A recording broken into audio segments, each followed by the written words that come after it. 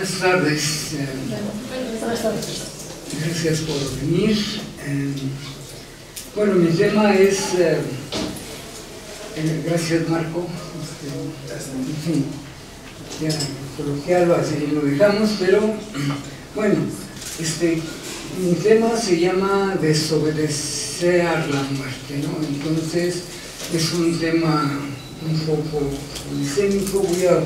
Voy a utilizar para esta breve charla, que bueno, yo lo pensaba hacer un poco más duro, pero como somos poquitos, los que somos pocos somos los necesarios, ¿no? Pero lo voy a hacer un poco como charla, ¿no? Entonces voy a sintetizar, pero bueno, lo que quiero decir es que quiero trabajar dos textos concretamente un poco complicados, pero voy a hacer el esfuerzo de hacer una síntesis, ¿no? El primer texto es de Derrida, que se llama Dar la muerte. Yo creo que lo conocen ustedes, ese texto, y el otro texto lo voy a conjuntar, voy a dialogar un poco con Deleuze. El texto de Deleuze es repetición y diferencia, ¿no? Entonces, en estos dos textos voy a tratar de desenvolverme un poco, de ir caminando un poco también, ¿no? Y bueno, lo que quiero trabajar en este sentido, juntándolo con la muerte, es prácticamente una mirada desde la filosofía de la religión, prácticamente, ¿no? Una mirada desde la filosofía de la religión, prácticamente, ¿no? Entonces, bueno, empiezo un poco, ¿no? Hago unas preguntas rápidamente. Casi nunca leo, prácticamente charlo, pero por cuestiones de tiempo y por cuestiones de para que no me extravíe, voy a tratar de leer algunos párrafos, ¿no? Entonces, bueno, empiezo con una serie de preguntas.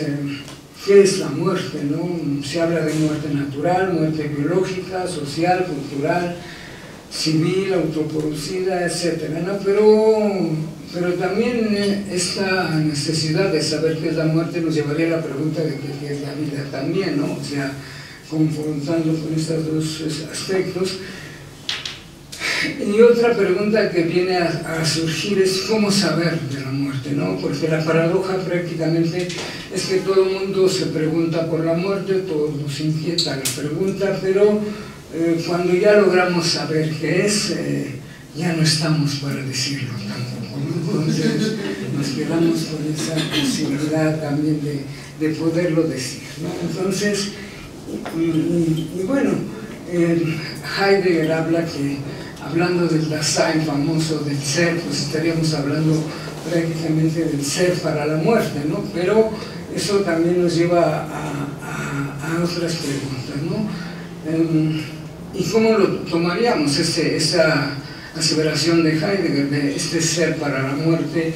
Sería que una oportunidad de vivir, y entonces otra vez vuelvo a la pregunta, ¿no? Oportunidad, si la vida es una oportunidad, también habría que cuestionarse, oportunidad de qué es vivir, o bueno, ¿para qué se vive prácticamente, ¿no? Y aquí voy a empezar a meter un poco de Derrida, porque Derrida siempre va a hablar que somos para el otro, ¿no? Para el otro y desde el otro, ¿no? Bueno, también se dice de la vida que pues la vida es un teatro, que es un sueño, que no es real, que es realidad. Entonces también es difícil decir que es la vida, ¿no?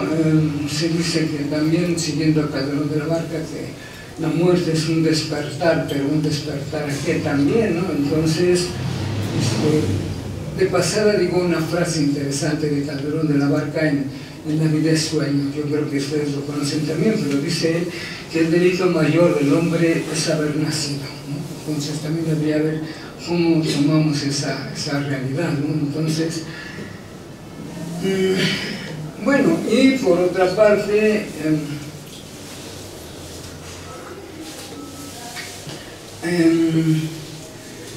también se habla que la vida, ya no la muerte, se dice que la vida pues es un malestar. Aquí estaría Freud, ¿no?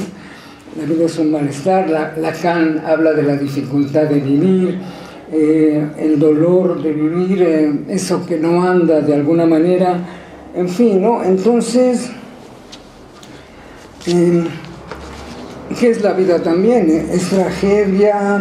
¿Es desear? ¿No desear? ¿Qué también, no? Bueno, ahí dejo todos estos interrogantes para que cuando terminemos a ver si ya lo resolvemos, ¿no? Entonces, Derrida en este texto que se llama Dar la muerte juega un poco con la ambigüedad de la frase, con el doble sentido. Ya ven que Derrida se la pasa jugando siempre con los sentidos, ¿no? Y bueno, ahí prácticamente en este texto de Dar la muerte podríamos entenderlo como dar muerte o dar la muerte, ¿no? O sea, matar a alguien para un otro o para quien se mata, ¿no? O morir en esa realidad. O sea, vamos a trabajar aquí también el aspecto del sacrificio, ¿no? Entonces, bueno, son dos conceptos que Derrida en el texto va a trabajar dos conceptos que van paralelos concretamente. Va a trabajar la cuestión de la religión y la religión, religious, ¿no? La religión en el sentido de, primero, de unir o reunir, ¿no? De alguna manera algo que está desunido. Y por otro lado, el concepto de religious, que implica más que nada responsabilidad. O sea, en ese sentido va a trabajar Derrida este texto, ¿no? O sea, por una parte, esa posibilidad de reunir, de congregarnos, pero congregarnos en una responsabilidad, ¿verdad? Y bueno, entonces, si se dan cuenta, estamos hablando de dos esferas. Una esfera de la subjetividad, porque estaríamos hablando de ser responsable con quién, conmigo, con ustedes, con todos, ¿no? ¿Con quién? O con ese otro que luego vamos a ver también que tiene muchas caras, ¿no? Ese gran otro que en términos de Derrida pues, lo maneja como un teo, pero también Lacan lo van cuestionando porque Lacan lo va a llevar a la cuestión del lenguaje, ¿no? Entonces vamos viendo que entonces ese otro habría también ver quién es. Es un otro, de un otro a otro, como dice Lacan, o es ese otro con mayúscula, ¿no? Que sería el lenguaje, que sería el teo, que sería la ley misma, ¿no? Entonces, bueno, en ese sentido hablamos de por un lado, esta esfera de la subjetividad que implica esta responsabilidad. Ahí Derrida va a trabajar dos conceptos interesantes. Por un lado va a hablar de una economía y por otro lado va a hablar de una mirada, ambas infinitas y simétricas. Ahorita les voy a decir qué quiere decir eso, ¿no? Entonces, bueno, siguiendo el concepto de responsabilidad, Derrida siempre va a estar hablando de qué sería la responsabilidad. Se voy a tratar de ir respondiendo y sintetizando cosas, ¿no? Si estamos hablando de responsabilidad, bueno, ¿qué sería la responsabilidad? Entonces, el opuesto de la responsabilidad sería la irresponsabilidad. Y entonces, como dijimos, que vamos a ir hablando de una filosofía de la religión, no de religión, sino de la filosofía de la religión, podríamos hablar entonces que eso opuesto a la responsabilidad vendría a ser lo demoníaco. ¿Vamos bien? O sea, ¿qué sería lo demoníaco? Es ese ser irresponsable. Lo demoníaco pertenece prácticamente a un espacio donde no ha resonado todavía la orden de responder. Fíjense, voy hablando también de órdenes y de responder de alguna manera, ¿no? Entonces, este ser demoníaco es esta irresponsabilidad donde todavía no resuena la orden de responder, a diferencia de la sagrada responsabilidad, porque finalmente este ser responsable implica sacrificarse por un otro, ¿no? Entonces, bueno, hay todo un concepto de historicidad en la religión. Me voy a salir saltando muchas cosas, ¿no? Entonces, ¿qué es hacerse responsable históricamente, ¿no? Bueno, hacerse responsable históricamente también implica ser responsable para sí mismo, para un otro y para un otro. Si vamos bien, o sea, para mí, para ustedes y para algo que no veo. Ahí vamos a hablar de esta mirada asimétrica, infinita, eso que no vemos, pero que nos ve en todo momento. ¿Sí va muy bien?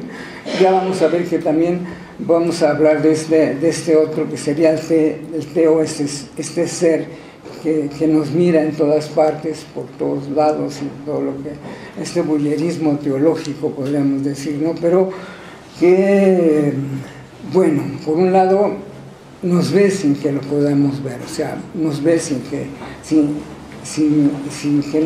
Él nos ve a nosotros sin que nosotros podamos verlo a Él, ¿no? Entonces, esto nos hace responsables de alguna manera, pero también, además, nos va a hacer humanos, o sea, esa posibilidad de ser responsables es lo que nos va a hacer humanos de alguna manera, ¿no? Un animal no es responsable con nada, ¿no? Por ejemplo, ¿no? Entonces, aparte de hacernos históricos, nos va a hacer humanos, ¿no? En aras de este misterio secreto de un otro, ¿no? Esta incorporación, aquí empiezo a hablar del cuerpo también, esto que ya no es ese cuerpo común y corriente, ni tan simple, sino que ya es un cuerpo que de alguna manera tiene ya un misterio, un secreto, lo que le llaman en la religión el misterio tremendo, que vendría a ser Dios, ese ser que se introyecta en mí y que de alguna manera, bueno, si no queremos verlo teológicamente hablando, estaremos hablando prácticamente de la conciencia. ¿Vamos bien? Entonces, este misterio secreto, tremendo, teológico, conciencia, finalmente es lo que nos va a dar una individualidad a cada uno, ¿no? Y nos va a llevar a ese concepto dual que tiene que ver con el bien y con el mal, ¿sí? En ese sentido, pero vamos bien, es un bien y un mal que no es nuestro tampoco, sino que nos es dado, porque cada quien asumirá una propia ética, una propia realidad, una propia creencia, ¿no? Porque igual como yo puedo creer en un teo, puedo creer en un demonio también, ¿no? Entonces, y bueno, me va llevando así, es como un sometimiento de lo corpóreo, orgiástico, a lo racional, en aras de una promesa de inmortalidad además, ¿no? Porque es una experiencia que podríamos, dice Derrida, es una experiencia exotérica porque viene de afuera, pero también esotérica porque tiene que ver con este misterio, esta fe, este dogma, esta magia, ¿no? De alguna manera. Y que otra cosa interesante, que me va a llevar de la colectividad de esa masa en la que yo pertenezco a la ascensión, si ustedes quieren, de lo individual. ¿Vamos bien? O sea, voy de la masa a lo individual, ¿no? Personal. Así yo ya puedo mirar cara a cara o enfrentar la muerte y triunfar sobre ella, ¿no? Porque ya no es esa posibilidad de que cuando muera mi alma se libera. Ahora estoy en otra realidad, ¿no? Ahora se instaura, a través de esto que voy diciendo, una dimensión donde surge el famoso yo ético-político, que somete y disciplina lo demoníaco. O sea, ya no nada más es ese ser que no miro, pero que me mira, pero que además me defiende de esta posibilidad demoníaca, sino que ahora yo en esta dimensión ético-política yo puedo someter y disciplinar eso demoníaco. ¿Sí vamos bien? Entonces, ahora yo puedo decidir en estas circunstancias. Hay una libertad aparentemente responsable, pero que, dice Derrida, que no puede llegar definitivamente a hacer eso, porque en el fondo, querámoslo o no, siempre va a subyacer una parte de eso orgiástico, de eso demoníaco. ¿Sí me explico? O sea, hay una ética de bien, pero también no puedo librarme completamente de eso que es el mal, ¿no? Que siempre está en mí y siempre está tentándonos de alguna manera, ¿no? Recuerden la oración por excelencia del Padre Nuestro, ¿no? O sea, líbranos de todo mal, no, como dice líbranos, bueno, ya se la saben, ¿no? En fin, ¿no? Entonces, bueno, vamos bien, en el fondo esa maldad subsiste. A pesar de que yo tengo una ética, en el fondo hay una maldad que subsiste, ¿no? Y que, bueno, de alguna manera yo tengo que reprimir, aunque en secreto, tengo que guardar, tengo que defender. Pero aquí surge otra pregunta. Voy haciendo preguntas. ¿Por qué lo hago? ¿Por qué reprimo? ¿Por qué de alguna manera pretendo ser bueno cuando quién sabe si lo logre, ¿no? Por miedo, por miedo al castigo, por esa fe, fíjense, puede ser miedo, fe, puede ser por esa promesa, esa dádiva que se me tiene prometida, como el paraíso, como la eternidad, como etcétera, ¿no? O bueno, dejo la pregunta, ¿por qué, no? Entonces, o simplemente porque soy responsable, vuelvo a la responsabilidad, ¿vamos bien? Entonces, si soy responsable, surge otra pregunta interesante, ¿y qué es la responsabilidad, ¿no? La responsabilidad, entonces, siempre va a pretender ser objetiva en relación con el alma, ¿no?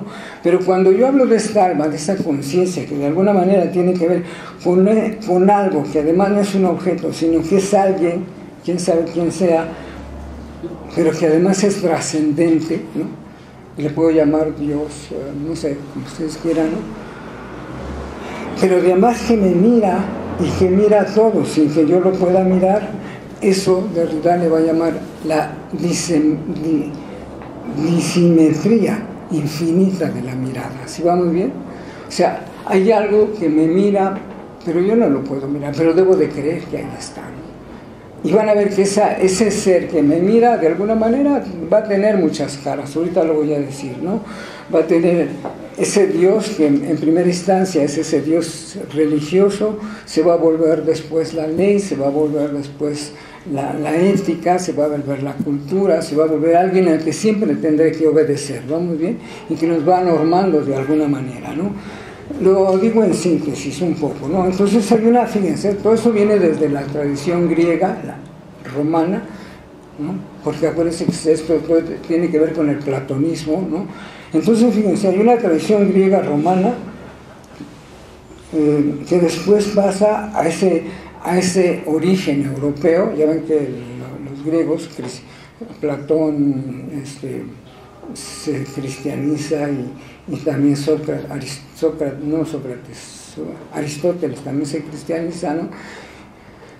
Y entonces surge todo este cristianismo tal como lo conocemos, ¿no? Con San Agustín, Santo Tomás de Aquino, etcétera, etcétera, ¿no? Entonces, en esta realidad, ¿no? Surge esta nueva forma, este origen europeo que después, con toda esta realidad, se va a volver un cristianismo que va a dar forma a una nueva Europa, que después, fíjense, cuando después se termina todo este oscurantismo y viene la época moderna, el modernismo, vamos a trabajar la decadencia de Europa, ¿vamos viendo? O sea, hay una tradición griega donde surge una Europa interesante, después toda una escolástica, luego surge esta modernidad que va a cuestionar todo esto, pero luego en esta modernidad que va a pretender deshacerse de la religiosidad en aras de una razón, finalmente va a llegar a esta Europa actual que estamos viendo y a todo este occidentalismo que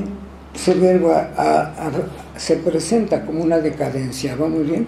O sea, estamos hablando de una vuelta a lo orgiástico y a lo demoníaco, ¿no? O sea, la realidad actual, que tanto es sagrada o es orgiástica o es demoníaca, ¿sí vamos bien? Los sujetos actuales, los seres actuales, que tanto somos santos o demonios, ¿no? En fin. Bueno, me salto, ¿no? Entonces, decíamos, ¿no? ¿Qué es esta responsabilidad? Entonces, la responsabilidad siempre va a implicar responder. Fíjense, tiene varios niveles. La responsabilidad implica responder por los propios actos en primera instancia, ¿no? O podríamos decir la responsabilidad, pero ¿ante quién, no? A sí mismo. Aquí también surge otro cuestionamiento, porque que yo sea responsable conmigo mismo, no hay nada que me constreña a ello, nada me obliga, ¿sí me explico? O sea, yo puedo actuar o no actuar para mí mismo como me dé la gana, ¿no? O a un otro. Pero ¿quién sería ese otro? ¿Sí me explico? Entonces aquí vayanlo viendo, sería el lenguaje, sería el Deo, sería la ley, ¿no?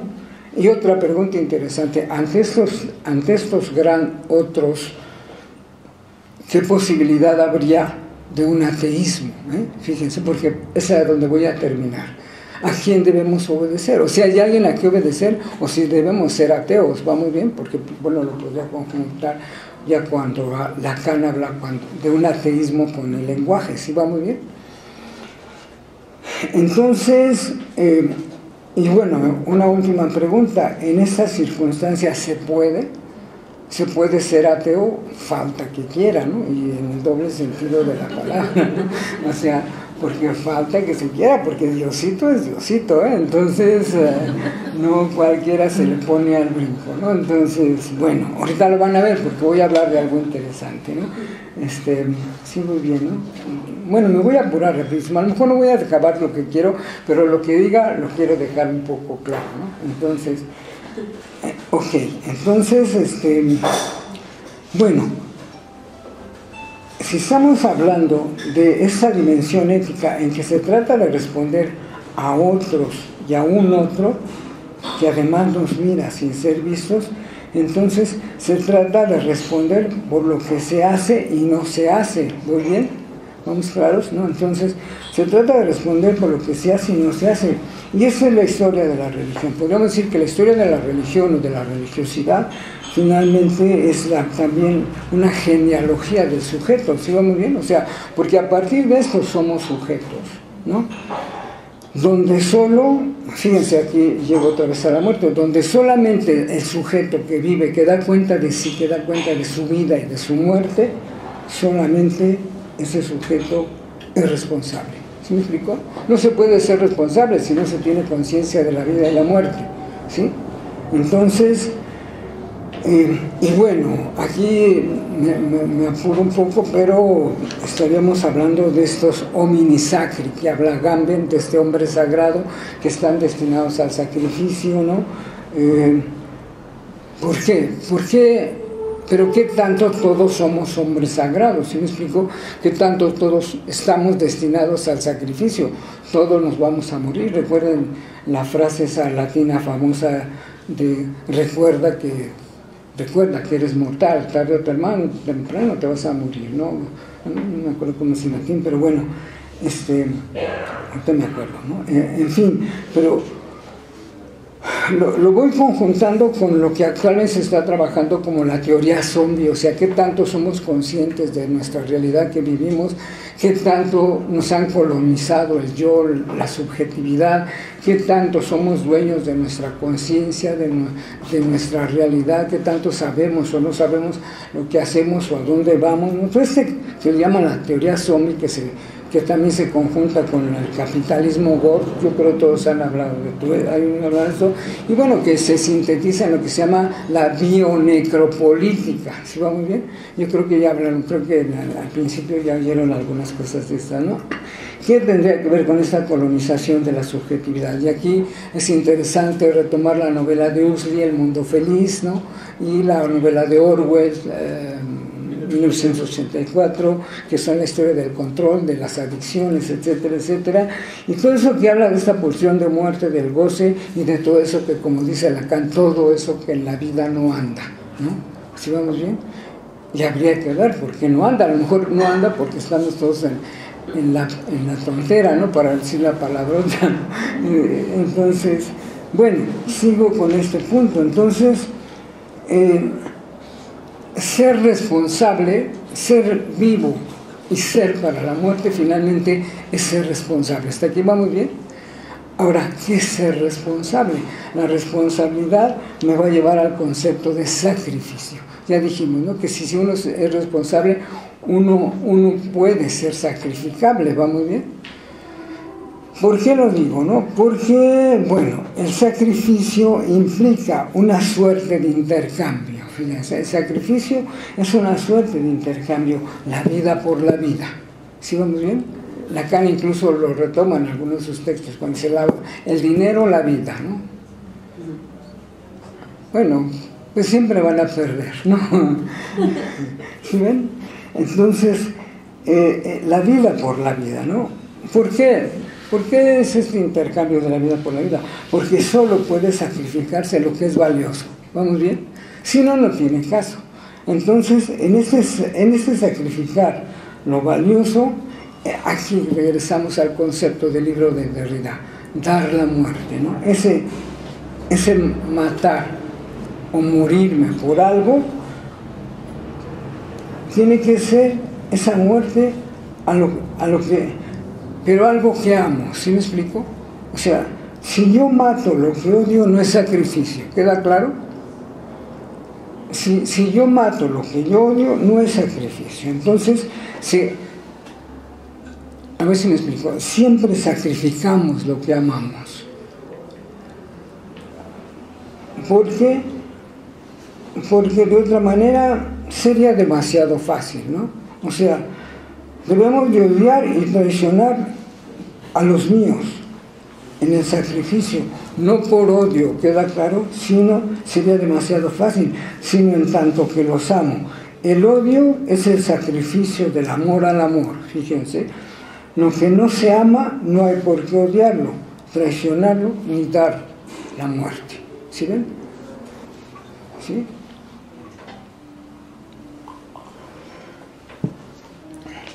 Entonces, en síntesis, en el sacrificio, con la muerte, dando la muerte y dar y sacrificándose uno mismo, con la muerte uno sacrifica y se sacrifica.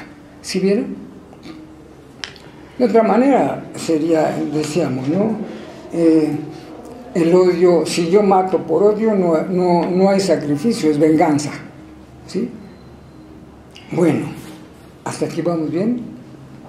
¿No hay pregunta? Entonces, bueno, Derrida en el texto Dar la muerte va a trabajar una experiencia tremenda.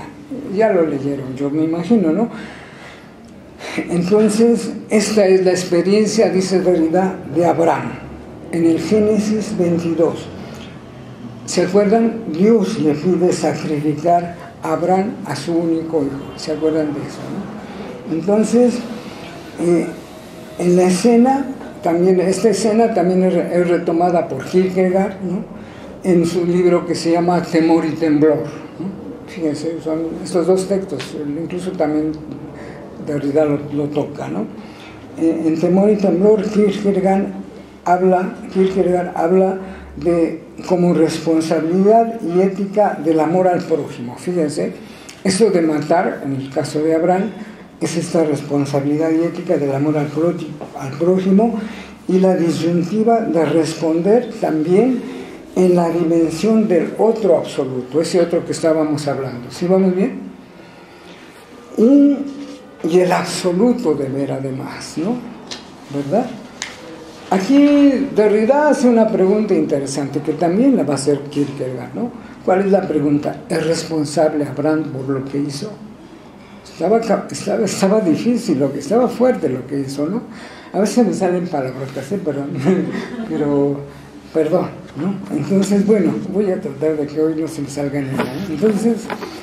Entonces, eso que hizo Abraham, que no es cualquier cosa, la pregunta es responsable, ¿no? Por el acto en el monte Moriah, ¿no? Estaba obligado, por ejemplo, estaba obligado a decirle a Sara, su esposa, ¿no? Al mismo Isaac, ya ven que lo agarra y dice, vámonos, pinche chamaco, ¿no? Ya dije una, ¿no? Órale, vámonos, ¿no? Porque hay algo que hacer. Y no le dice nada, ¿eh? ¿Sí vamos bien? Entonces, para realizar el sacrificio y conservar intacta su ética, porque estamos hablando de la ética de Abraham, ¿eh? De ese responder, de guardar el secreto, todo lo que he estado diciendo, ¿vamos bien? Entonces, está obligado a guardar el secreto, Abraham, a sufrir por amor a los suyos. ¿Sí? Está obligado. Son preguntas tremendas, ¿sí van viendo?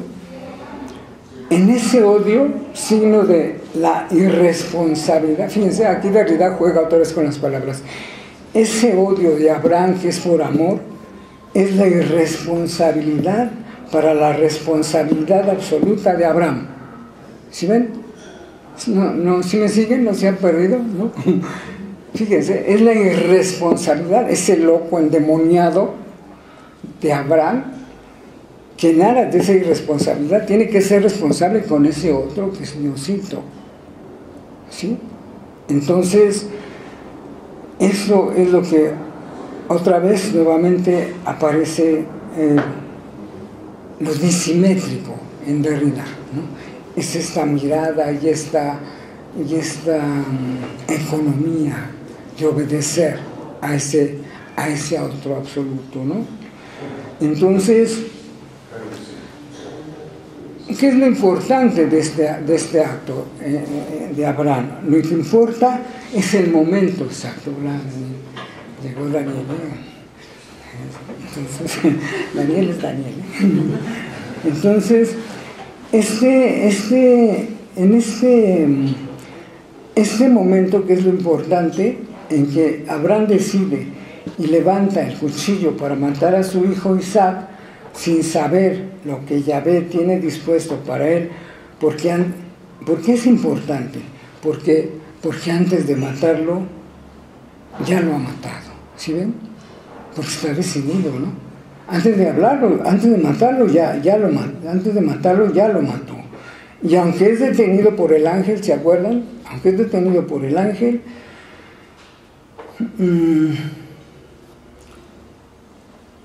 aún así no deja de ser Abraham un criminal. ¿Sí vieron? Entonces, que lo detuvieron fue otro boleto, ¿no? ¿Sí? En el instante de la decisión del acto, dice que Kierkegaard es una locura, fíjense, porque hay una irresponsabilidad, ¿no?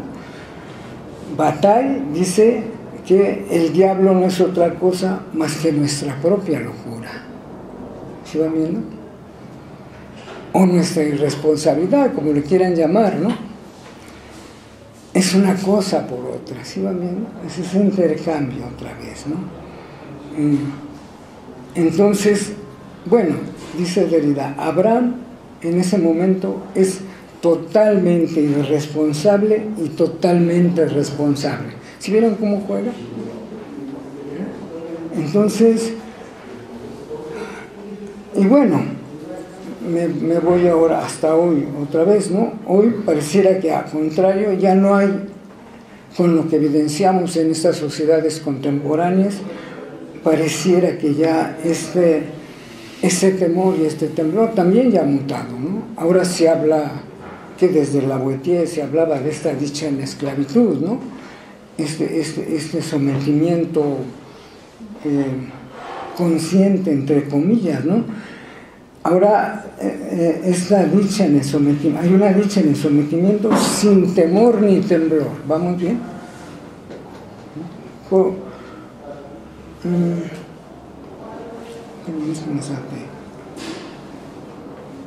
Bueno,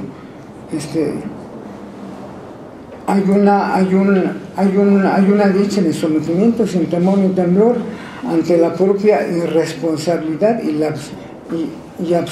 entre la propia irresponsabilidad absoluta y demoníaca. O sea, nuestro actuar de hoy es completamente irresponsable y completamente demoníaco. ¿Sí me explico? Y bueno, Derrida lo va a aventar algo muy interesante, ¿no? Dice, dice, la subordinación de la responsabilidad ética de los humanos hacia ese otro es la comprobación de la estructura misma de lo cotidiano. O sea, en todo momento se va dando esta posibilidad, ¿sí? Dice Derrida, ¿cuántas veces no matamos a un otro o a otros para lograr nuestros fines, ¿no? O por obedecer a quién, ¿no? ¿Verdad? ¿Cuántas veces, dice Derrida, sacrificamos a unos por otros, ¿no?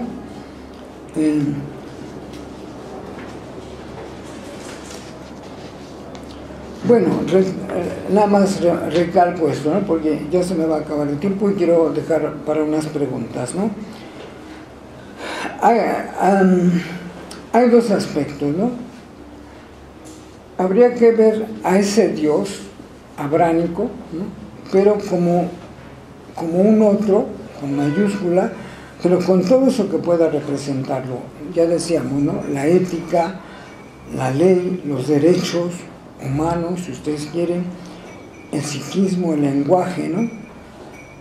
Y todo lo humano, ¿no? O sea, por un lado está ese otro que tiene muchas caras, pero por otro lado está el ser humano y interactuar con un otro en estos mismos sentidos, ¿no?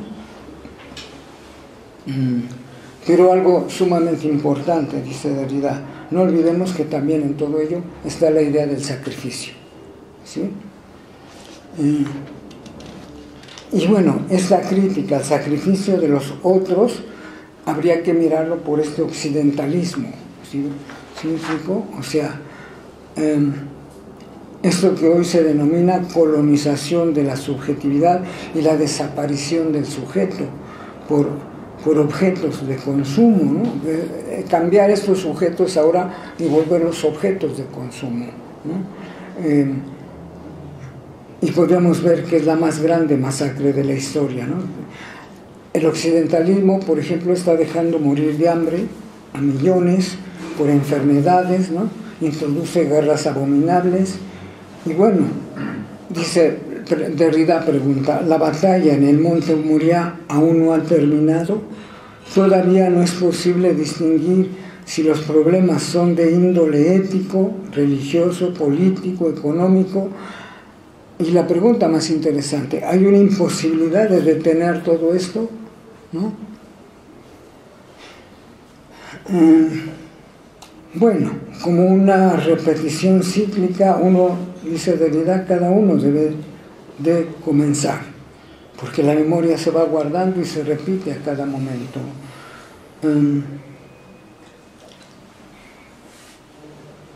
Empiezo a cerrar un poco, ¿no?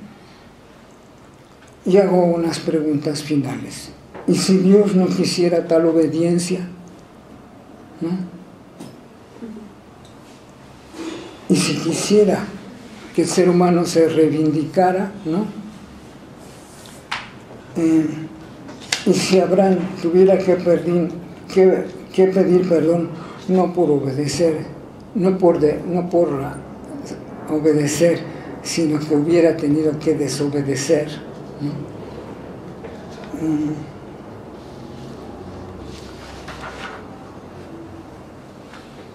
Bueno, Kierkegaard dice, ahí voy a terminar un poco y bueno, voy a dejar, la respuesta a todo esto sería Deleuze, que ya no me va a dar tiempo de darlo, pero bueno, Kierkegaard dice, también lo retoma Derrida, dice, Abraham habría pedido perdón a Dios, no por haberle traicionado, sino por haberle obedecido.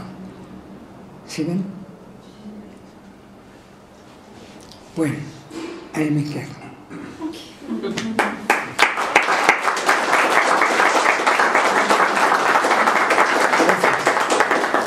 ¿Preguntas?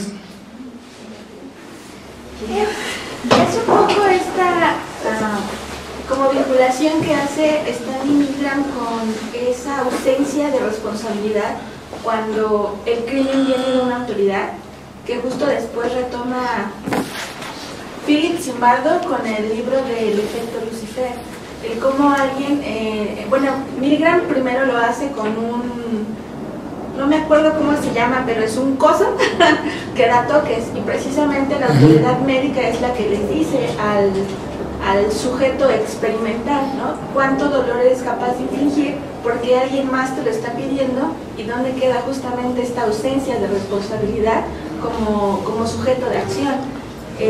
Philip Zimbardo lo retoma, pero ya en un ámbito mucho más moderno, en esta onda también de experimento de Stanford, de darles a cada quien un rol de carcelario y gracias, preso carcelero. Justo esta, pues es una pregunta muy interesante, ¿no? ¿Dónde está la responsabilidad de quien acciona cuando el mandato es de una autoridad, ¿no? ¿Quién es más o menos responsable o irresponsable, ¿no? Sí, ese cuestionamiento se ve mucho en el ámbito policial, ¿no? Ellos dicen, yo trabajo un poco con ellos, aún mucho, tengo muchos años trabajando con la policía, me sé todos sus dichos, ¿no? Pero ellos dicen, nosotros solamente obedecemos órdenes, ¿no? Incluso, bueno, ya no dije otras cosas, pero cuando Deleuze habla del acto de resistencia, ahí es donde, cuando puedan ya leen a Deleuze, pero verán que pareciera que la propuesta ante la angustia derridiana, la propuesta es Deleuze, porque dice, habrá que empezar a trabajar el acto de resistencia, ¿no? Como una obra de arte para desobedecer, ¿no? ¿Sí? Entonces, sí, ahí entra esta lógica de la obediencia y del sometimiento, de las jerarquías. Por eso también es interesante, porque se trata prácticamente de empezar a romper las jerarquías, ¿no? Bueno, sí, el propio Marco no se cansa de decirnos, ¿no? Un soldado que empieza a pensar, casi a dejar. Un soldado que comenzaba a pensar, casi ha dejado de ser soldado. Sí, respondí. Es mucho, sí, la verdad es que se me hace muy interesante, muy complicado este eje de ser irresponsable por mandato o dónde queda esa acción humana. Y les digo, se trata de dar cuenta que el mandato pudiera venir también de uno mismo, ¿no? Ese otro que tanto también somos nosotros, ¿no? ¿Qué tanto yo me puedo poner también en ese lugar, si es que se puede, ¿no? ¿Qué tanto estamos como dispuestos a sacrificar por resistir o por desobedecer? Es que ahí está la complicación, porque ese sacrificar es sacrificarse, ¿no? Sí, porque si se le dice a un soldado, ese lo eres tú. Incluso hay tres niveles, ¿no? Donde, decía Freud, donde ello era, yo deberá venir. Lacan luego dice, donde yo era, sujeto deberá venir. Y pareciera que Derrida diría, donde sujeto era, nada deberá venir, ¿no?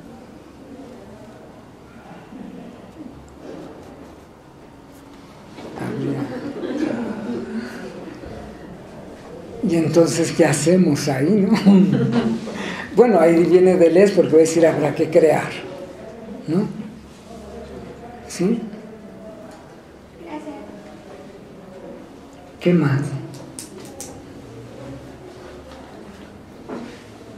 ¿Ya se cansaron?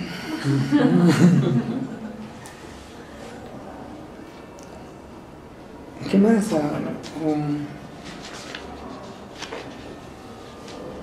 Bueno, les digo un poco lo que dice Deleuze, ¿no? Deleuze dice que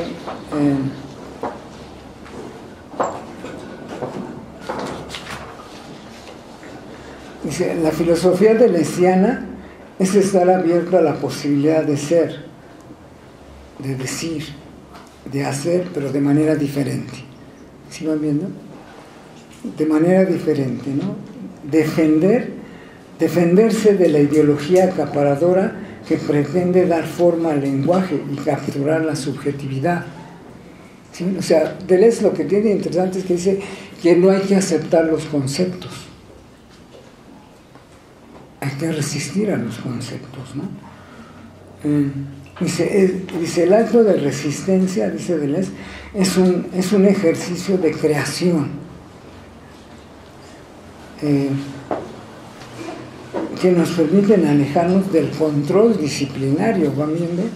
Del control disciplinario, ¿no? Resistir es jugar con el lenguaje, hacer arte con la palabra, sanarnos de ella, ¿no? Dice, es un acto de resistencia, es aquello que forcejea con la muerte. ¿Sí ven? Es aquello que forcejea con la muerte, es un acto de creación, ¿no? Y se trata de, entonces, de crear poesía con la vida, forzar al lenguaje a hablar. Fíjense, Lacan dice que el lenguaje nos atrapa y nos tortura. Entonces, dice Deleuze, forzar al lenguaje a hablar de manera diferente, ¿no? Ahora nosotros hay que obligarlo a hablar, ¿no? Pensar más allá de reproducir solamente, ¿no? Liberación del sujeto, la liberación del sujeto moderno de la sumisión a la fijación de la identidad esencial, lo que decíamos, ¿no? Somos una bola de zombies, ¿no? El yo contemporáneo es este yo que está colonizado, ya que se habla de la colonización de la subjetividad, ¿no? Que se cree singular, solamente se exhibe con imágenes idénticas al punto de configurar el espejo de la sociedad homogénea, transmitiendo información de sí mismo que solamente permiten a los sistemas controlarlo, sea políticamente como un objeto de consumo.